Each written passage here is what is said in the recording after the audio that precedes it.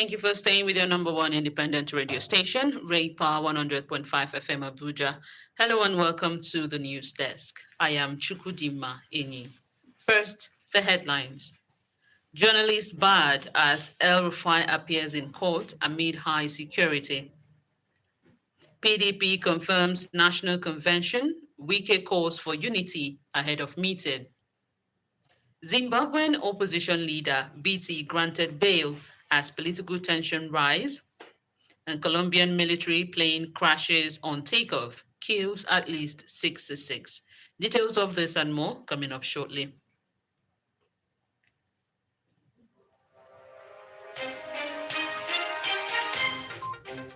As the news drops, it breaks with us. Join us for news on the hour every hour.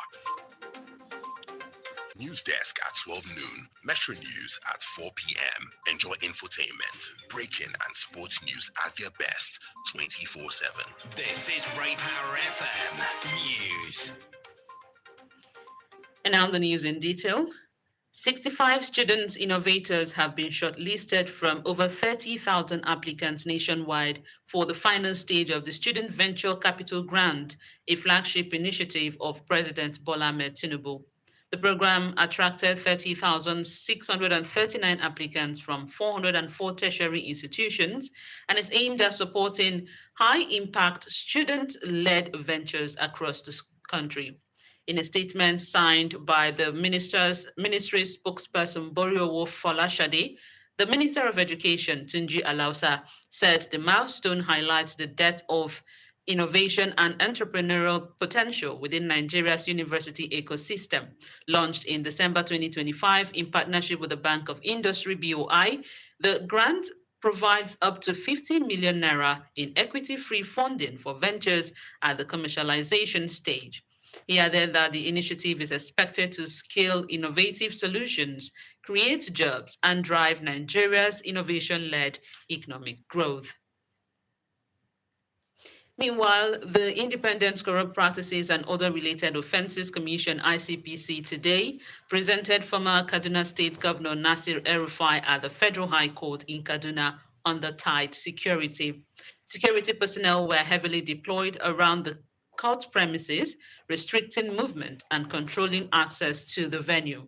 Notably, journalists and members of the public were barred from entering the courtroom, limiting coverage of the proceedings. No official reason was provided for barring journalists from accessing the courtroom. The development comes as the anti-graft agency continues prosecution over allegations of corrupt-led offenses. And now the opposition party, the People's Democratic Party PDP, says its national convention, slated for 29th March and 30th March, will go ahead as planned. The party has directed all relevant organs to ensure a smooth and well coordinated exercise. The decision was reached at its 107th National Executive Committee meeting held in Abuja, where several key resolutions were also adopted. Meanwhile, the Minister of the Federal Capital Territory and a prominent PDP figure, Nyesom Wike, has urged party members to remain united ahead of the convention. Wike also cautioned Oyo State Governor Sheyi Makinde against engaging in political battles beyond his capacity, noting that politics is not contract work. He emphasized the need for reconciliation, loyalty, and cohesion within the party as it prepares for the crucial convention. Now, Africa's richest man, Aliko Dangote, has raised alarm over the escalating global tensions, warning that Africa could face severe economic consequences despite having the little direct involvement in the crisis. Dangote said this after meeting with President Bola Ahmed Tinubu as he stressed the urgent need for de-escalation to prevent further strain on vulnerable economies. Well, it means quite a lot. We don't have much to do with it, but I know the world is a global village, and it definitely will affect us, unfortunately, but we pray this situation will be sorted out. It's not going to escalate. If it doesn't de-escalate, we'll end up paying, big prices. Like what I said earlier on to CNN, you look at it today, Africa is very busy paying debt, and putting this again on top of us is going to add a lot of hardship on people, on the governments, on the people, on everybody. For something that we have no really any involvement in it. If you look at it now, when you talk about energy affects almost everything. And it's not only energy. Some people will try and take a chance and say, this is an opportunity, so let me make money. So if this thing doesn't de-escalate, it is going to keep going up and up and up. And governments cannot really now go and add salaries also. So people will really, really feel the hinge. People who are now doing, barbers, people who are doing bread, people who have industries, who have to fire their own generator. You can see in some countries today what they've done, they ask everybody to work from home because they cannot, yes, I think Indonesia also, they say no, only go to work 4 days a week, and they will look at the situation. If it doesn't improve, they will ask everybody not to go to work anymore. And I will take you to Niger State, where staff and students of the Federal University of Technology, Mina, have again staged a peaceful protest, this time calling for the immediate resignation of the Pro-Chancellor and Chairman of the FUT Mina Governing Council, Mohammed Santuraki, over his alleged taking sides with the state government to cede the Boso campus landed assets. According to them, the continual presence of the Pro-Chancellor in the office portends great danger for the institution's survival and progress rather than defending its existence and growth. But the governing council promised to resolve all issues amicably.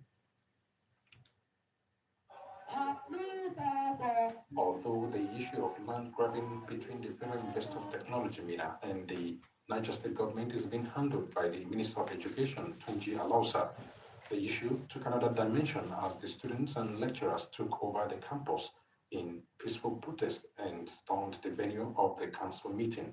This time, they alleged that the Pro-Chancellor Mohammed Santuraki has compromised his position by taking sides with the state government to share parts of the Boso campus, which they say is unacceptable.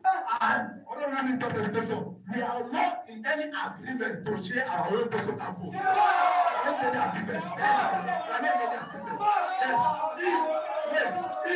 If that is what they agreed for the meeting, we the entire student of Federal Minister of Education.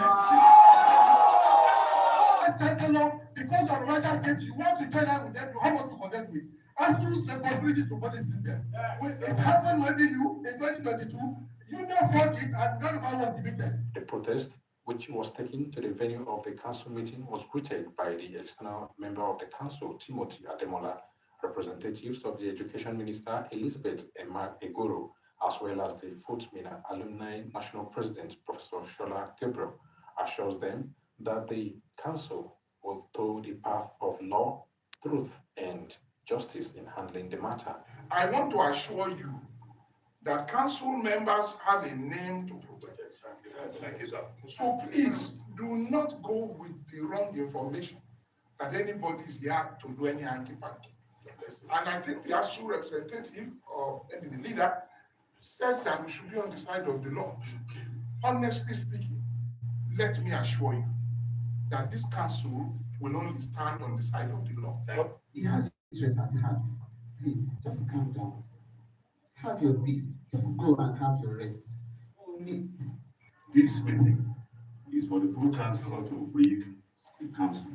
This is what transpired in Abuja. No decision has been taken. I need to urge you to trust us that the alumni were on the side that you have taken. The protesting students thereafter left the venue of the council meeting after submitting their petition to the education minister's representative. Still, they warned that the education not be political. Students and staff, as well as stakeholders, insisting that the institution's assets must not be compromised.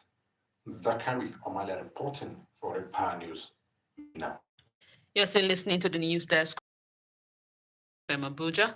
In the highlights of the news, Journalist barred as El-Rufai appears in court amid high security. PDP confirms national convention. Wike calls for unity ahead of meeting. Coming after this break, Zimbabwean opposition leader BT granted bail as political tensions rise. Colombian military plane crashes on takeoff, kills at least 66.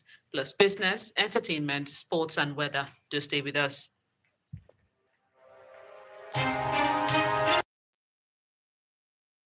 News drops, it breaks with us. Join us for news on the hour every hour.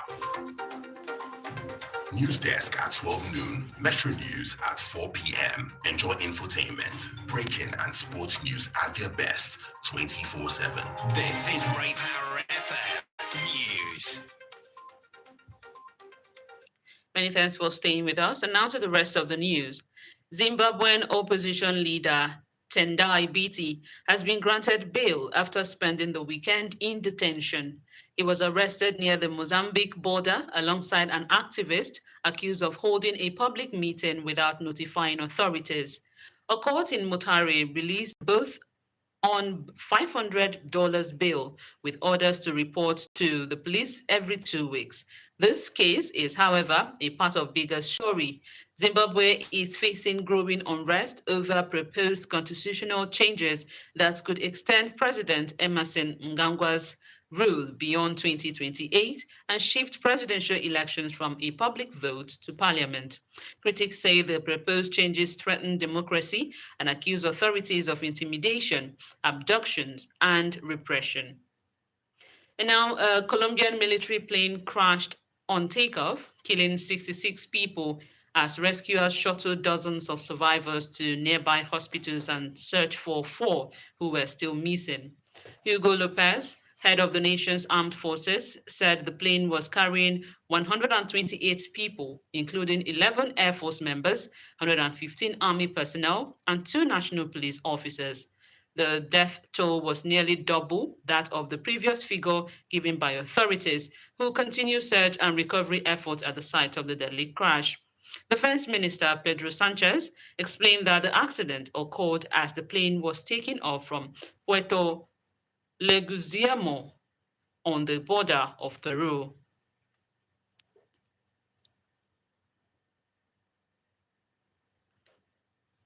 The Nigeria's Employers Consultative Association, NECA, Nigeria Labour Congress, NLC, Lagos Chamber of Commerce and Industry, LCCI, and the Association of Small Business Owners of Nigeria, ASBON, raised fresh concerns over the worsening impact of rising global oil prices on the country's economy. The group also warned of looming business closures and job losses, noting that businesses and households are facing mounting pressure as energy costs surge. Meanwhile, oil prices rose today on supply fears as Iran denied it had talks with the United States to end the war in the Gulf, contradicting US President Donald Trump, who said a deal could be reached soon.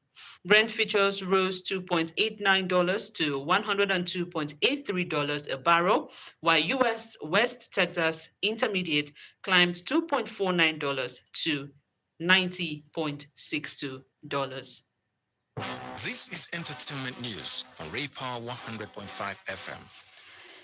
Nigerian influencer Tunde Ednut has criticized human rights activist Omoyele Sowore over his remarks about the performance of the Abia State Governor Alex Otti. Sowore had, in a viral video online, described Otti's achievement as half transformation. Reacting to the development, Tunde Ednut questioned if the activist has said anything good about anyone. Ray Power Sport. Now, former Liverpool manager Jurgen Klopp has dismissed speculation that he would return to management with Real Madrid this summer. The 58-year-old has been linked externally with a move to replace Alvaro Albello at the end of the season. Klopp left Anfield at the end of the 2023-2024 season and has not coached since, taking up a role as head of global football with Red Bull. He denied any talks with Real, but says he might coach again. Ray Power Weather.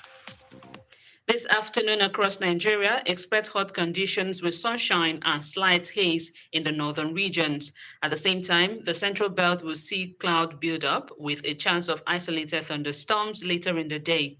Southern areas are likely to experience cloudy skies with scattered showers.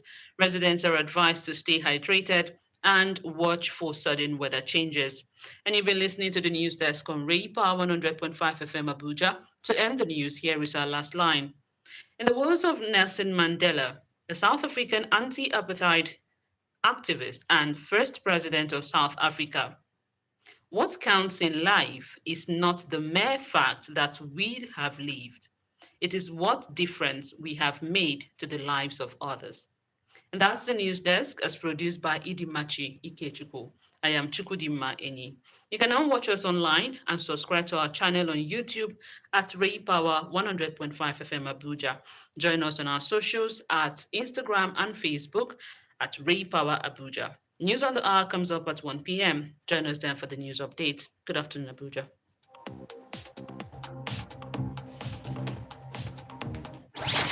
Providing 360 degrees of information and entertainment.